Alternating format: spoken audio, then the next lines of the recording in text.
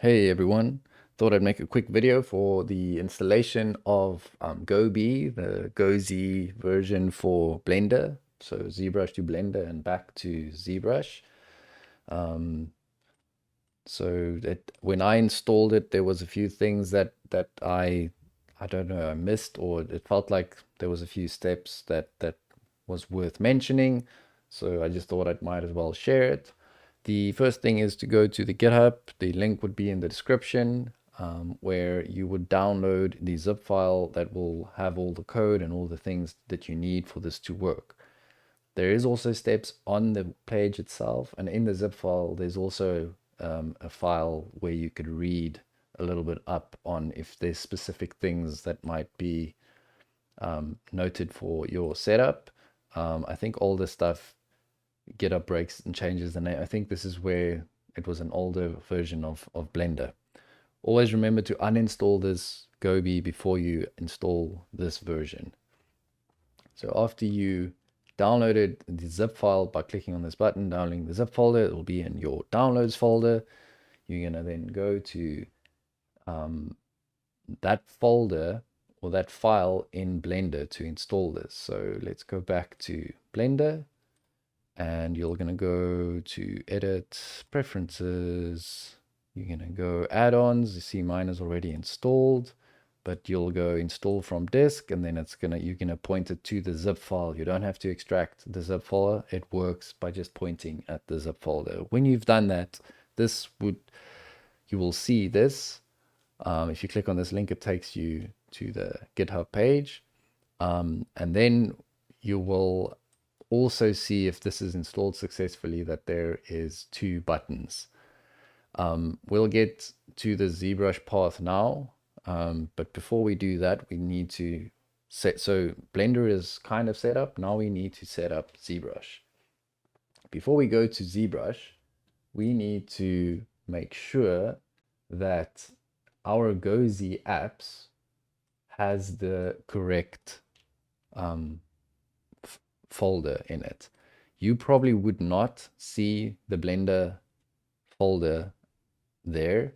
If you do, then it's fine. Maybe that's an old GoB app that you've installed, but just in case, if this Blender file is not here, you need to extract the contents, go into all the files, and you'll see here at the top is a little Blender folder.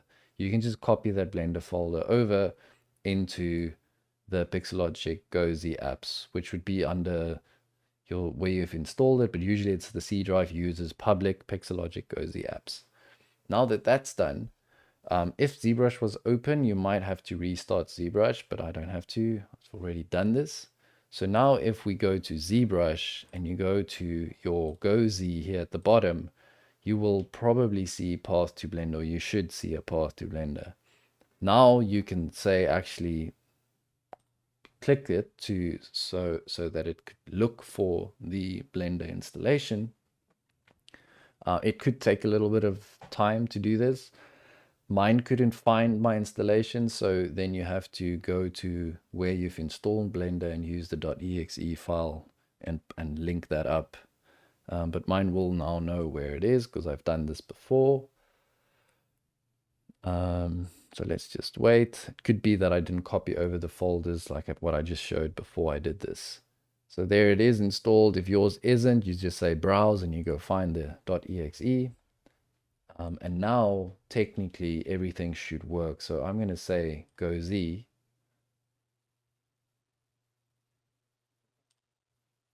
And as you can see, something happened, but it doesn't feel like something properly happened. And I'm going to explain now why, because this doesn't matter now, but we didn't activate this button. So you have to switch that button on. And just to make things more apparent, if I say GoZ now, you'll see that it didn't think as long and it did it quite quickly. And there you can see the PM3D cylinder is imported from ZBrush. If I wanted to, let's say this was closed, if I wanted to export this to ZBrush, it'll tell me I can't because the add-on doesn't know where ZBrush is. Same with me, it didn't actually know where this was. So what you then do is you browse to your exe ZBrush. So that would be again C drive, program files, pixel logic, ZBrush, your version number, and then you go to the exe. So we can just do this. And then ZBrush exe accept. So now the program, the Blender knows where the program is, where it needs to send the stuff to. So we can close that. So now if we what am I doing? If we just send this to ZBrush, you'll see that that updates, and then we can obviously do this and then go back to Blender.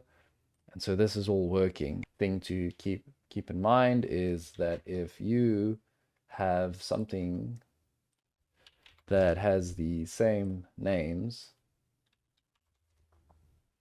then you need to rename them so that the names aren't the same. And I'll explain now just to show this.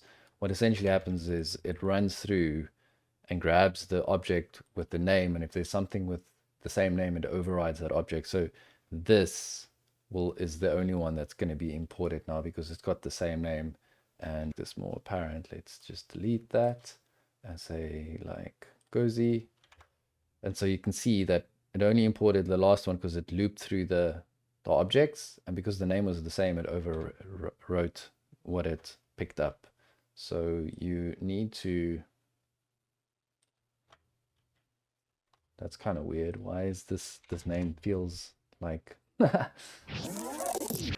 just something that I want to mention is that ZBrush creates this folder, or Blender, wherever has this is the folder that practically creates the two things that the programs read.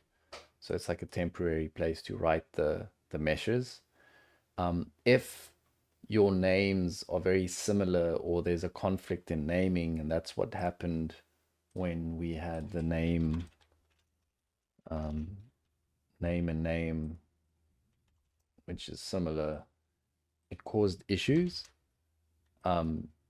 So my suggestion is to prevent that from happening is to clear this before you start doing code, sending objects to, meshes to each application, or just make super sure that your naming is correct. It's not the biggest problem. You'll just struggle to export it, and then you'll have to go back and just make sure the naming is correct. So it's not the biggest issue. But if you clear this folder, clear cache files, or close any GoZ file in any, so please make sure that no GoZ exchange is currently active.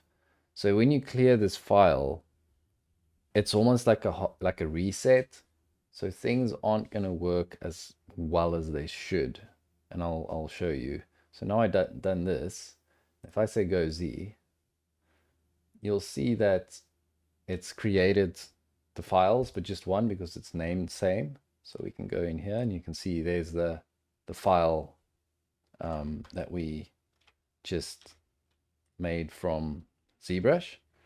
And so if we go back here and do name 2, we say GoZ, now we'll see, so it's name 2, but this files don't look completely correct, but let's see if this worked. You'll see that it's kind of confused to what it needs to do now, and it kind of brought it in, but you can see it's missing, it's gone. So my suggestion is when you do the clearing of the cache, do it just before you even start the project.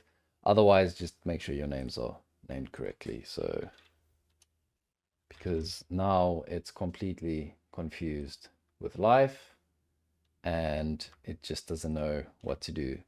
And you can see if I completely go away from the name, it works then it's fine. It's because we kind of in the middle of the process changed the name, and so I think there's a few things trapped in memory. So moral of the story is just make sure your naming is correct. And if you clear your cache files, just know that you have to kind of move away from these names to work. Or if you want to clear your cache, close all the applications and then start over. Cool. I hope that helped somewhat. Maybe not made it more technical than it's supposed to be, but yeah, cool. I hope this helped, and we'll chat soon. Chat later. Till next time. Bye.